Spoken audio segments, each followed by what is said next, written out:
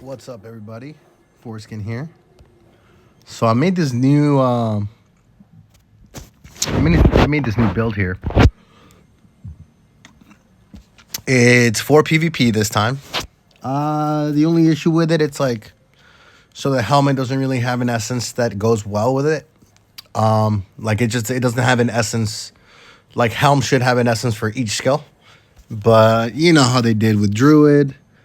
They didn't really think it through too well. So like a lot of slots, like a lot of gear slots, don't have essences for every skill. So a lot of the good builds, a lot of the best builds, I'd say, are all like missing like one essence here or there, because I mean, they'll fix it soon, but for now, it is what it is. But I do have a disruptor build that is very impactful, especially if you're F2P. It'll help you assist your team in order to get the win. So it's not like a killer build. You're not going to get a crazy amount of kills or anything like that, but you are going to get a very high amount of assists. If you do it correctly, you should get 20, 25, 30 assists, easy.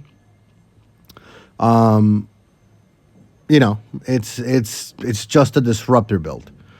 It's going to help you enter the target area, get everybody all messed up, controlled, interrupted, CC'd, stunned, whatever you want to do, in order for your DHs, your whizzes, your barbs, your necros, and every other class to just kind of get their kill and keep your idol clean. It's going to help you sweep the idol nicely. It's going to help you. It's going to, when people start seeing you come in, they should be running away, keeping the idol clear, and everything towards the goal and objective of walking or holding the idol in BG. It also works well in Alley of Blood. It works very well in Alley of Blood with the same concept. It also works well in Tower War. I've tried it in all three. So let's, I'm in queue for Alley of Blood. I was hoping I could get in one to show you guys kind of what it does. But I'll probably just record its own video of just the gameplay. Because it doesn't seem like it's getting me a match. I'm going to try to re-queue and see if it gets me one while I'm explaining it. But yeah, let's go over the skills. So I'm using Summon Oak Sage, Earthquake, Surging Stone, and Stag Charge. So each one has a certain purpose, right? I have it in order from bottom to top because that's the order that I proc them at. I suggest you do the same because they're in order of not just cooldown, but in order of like protection. So you want to make sure you go in with the Oak Sages to protect from the CC and it gives you damage reduction. Right, so each one provides 12% damage reduction, and you have 3 of them. So that's a huge shield. Like, that's a huge shield, basically. The Earthquake, it's going to, which the damage of this is increased 38% if it's a slowed enemy. And a lot of people are slowed nowadays because of stones and stuff like that. I mean, runes and other things. Earthquake now smashes the ground and empowers you for 7 seconds. Basically, it's going to, every time you walk a little bit of distance, it's going to shoot out a meteor. It looks like a meteor like hits the ground, basically, and there's like an aftershock. So people are going to get damaged by that. It's going to interrupt them as well, kind of like a meteor shower does, the gem. And then you have Surging Stones, which is like the geysers from Tempest, like the geysers that like kind of lift you up off the ground. It's the same concept, just with stones. And then Stag Charge, which is going to be your escape because it has CC immunity and knockback. And that's like your escape. It also is the last one. For example, what I mean by the order of the skills, the Stag is last because I can stag while I am doing the Surging Stones, and it recharges my primal power. There we go. It recharges my primal power as I'm doing all this, because the Surging Stones also has an essence that consumes 25% more primal power because it's increasing the damage of the Surging Stone by 40%. So once we get in the match here, you'll see. The essences are, well, I'll show you in a second. Before the match starts, I want to get through the essences. So the essences are Snarling Face. So this does, well, sorry. This is the one that I say, like, it has no use for it. So forget the helmet, my bad. The chest is Break Plates. Earthquake now smashes the ground, empowering you, causing your movement to unleash aftershocks after every few yards. Stag Charge increases your primal power. This is going to help you with the Surging Stone, which consumes a lot of primal power. Surging Stone deals 40% increased damage, but consumes 25% more primal power. This is where the Great One Essence comes in. Stag Charger is recharging you fast. Earthquake damage is increased 38% when it hits a slow enemy. So everybody's slowed. A lot of them are gonna get hit with that, and whoever's slowed is gonna receive more damage. Goring Brace. Summon Oak Sage no longer passively summons and actively summons Oak Sages to orbit you, each granting damage reduction, which is 12% per one. So that's 12, 24, 36% damage reduction, and immunity against one total loss of control per Oak Sage, but that's every 3 seconds. So I'll go over the last two whenever I'm out of this match. But yeah, that's basically, you know, the build, and it's a very good build.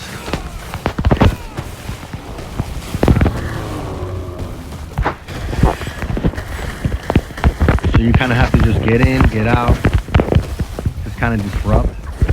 And then you want to escape with Stag Charge. Oh, he got me with the bleeds.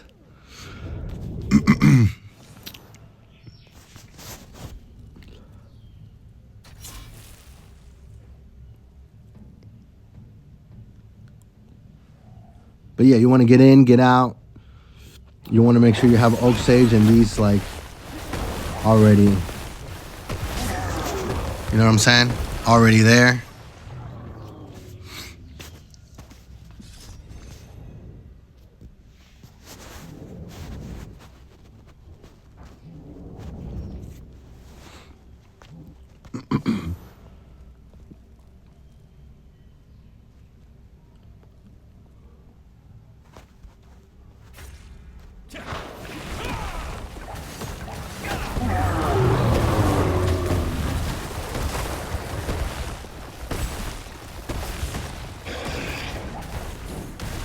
Stag Charge can be used to enter and to exit. The cooldown is short enough for you to actually do it for both. You can also do this while you are, see? So you basically just get in, get out, mess everybody up. Then you'll recharge your primal with Stag. Short cooldown on it. And you just kind of get in, get out. And if my gems proc correctly, it does do a lot of damage. So I'm going to recharge with this. My primary also charges my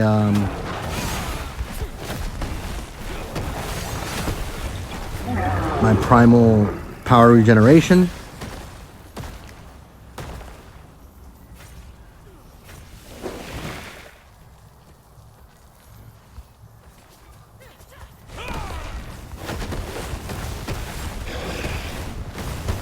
It's a really good, see how I just melted him right there? Like, it's a really good build, man. Like, I'm very happy with it. And for free-to-plays, I mean, you can't really do much other than help your team out unless you spend some money. That's just the unfortunate truth of the game. And I think this build is, for F2Ps, it's going to be a game changer. It's going to be really fun to play and just overall kind of just easy, and it allows you to really control enough to be able to do to have an impactful result in the matches.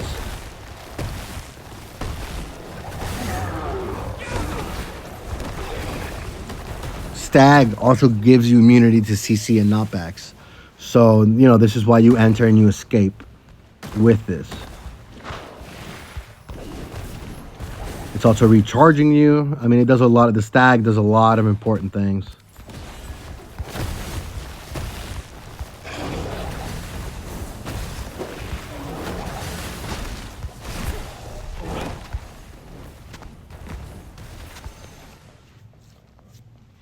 You got to make sure you do this. You got to have good timing on it. Make sure that, you know, because it's very easy as a druid to get stun locked, to get locked with CC. So you got to make sure you're, you know, you got your oak sages up to prevent this and to get that damage reduction and to use stag strategically.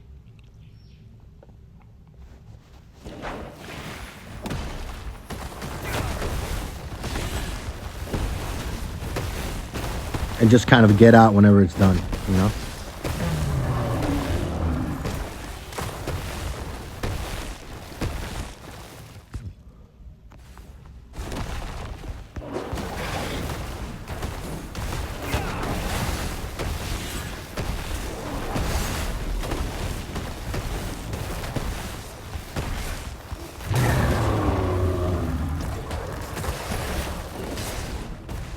God damn it.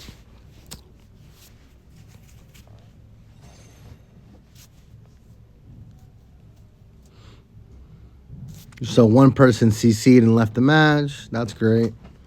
So I'm probably going to lose this. But this gives you at least an idea of what the build kind of does. I like it a lot. It's definitely... I feel very impactful. I mean, again, I'm completely F2P. Like, completely free to play, you know? Like, I don't have much... that, you know, that doesn't require spending. So I don't have anything that requires spending. So, like, I just do what I do with what I can, and I try to make the best of it. And this has been definitely a oof. So that tower is destroyed. Hopefully we can turn this around even with 3 people.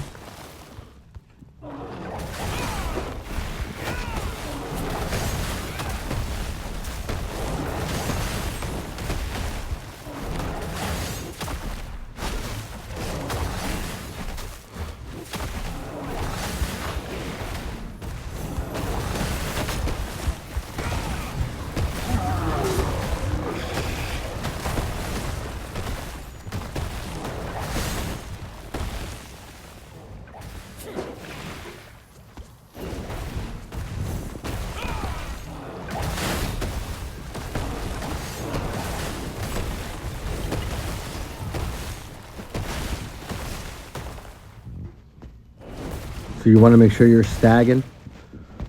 You want to make sure you stag to rebuild your, to recharge your primal power.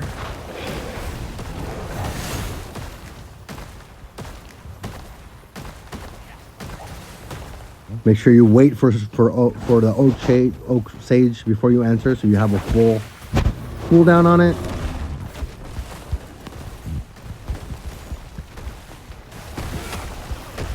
Make sure that you're not wasting your surging stone.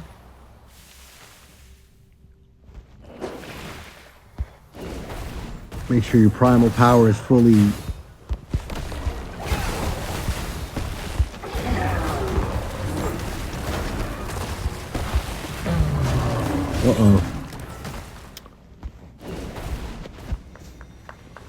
Make sure your primal power is full before you enter. Make sure that you use the stag as you're doing the surging stone so that it recharges while you're consuming it.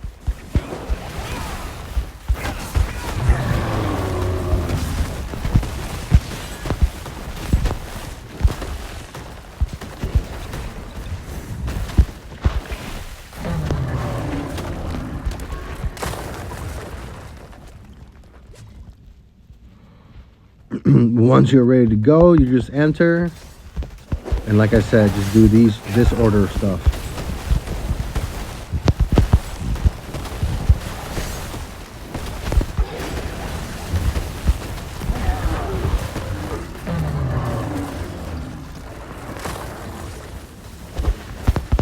Come on, man. So I guess we turned the match around. Looks like we're gonna win. And we did it with only 3 people, man. So that's very good. So again, this isn't a build for like kills, you know? Like I'm not gonna get 10 and 4, I'm not gonna get 8 and 6. Like I'm here to just disrupt as many people as I can.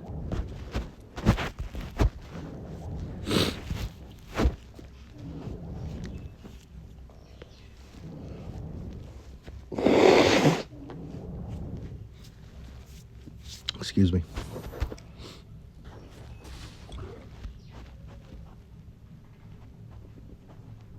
All right, let's win this here.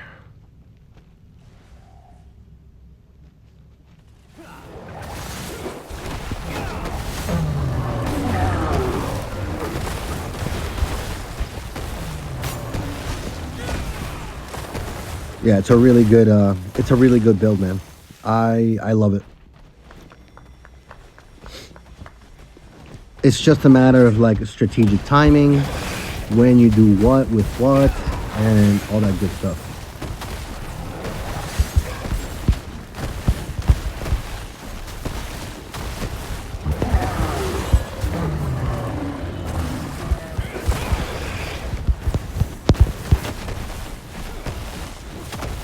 There we go.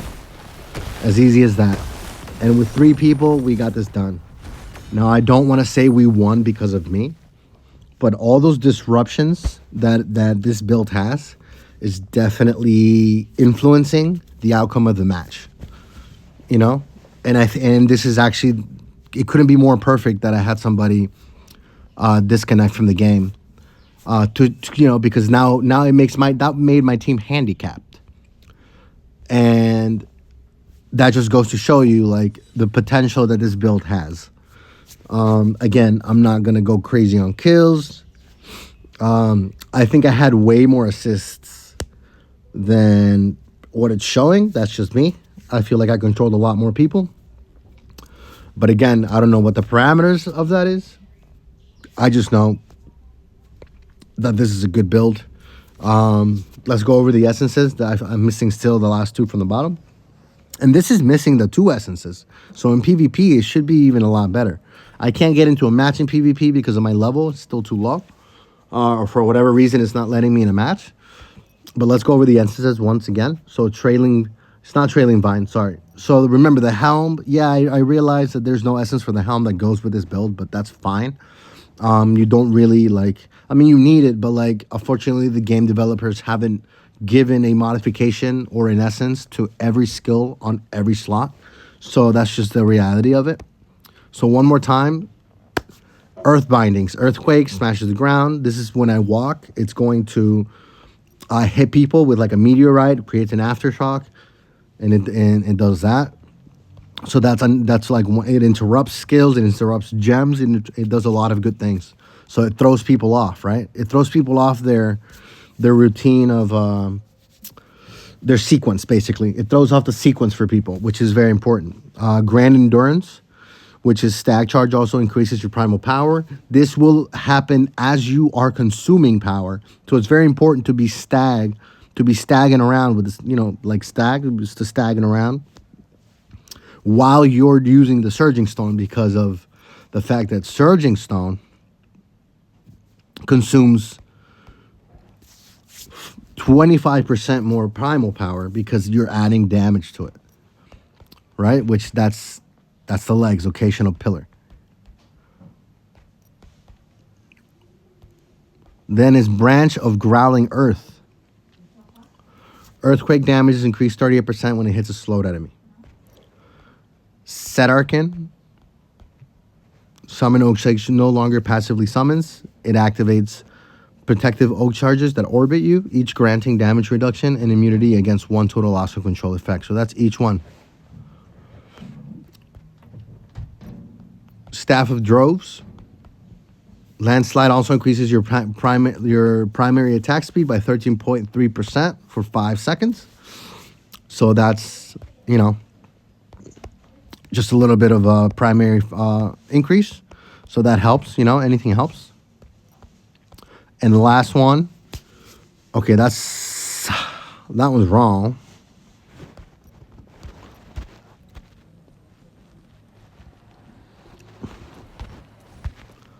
It should be.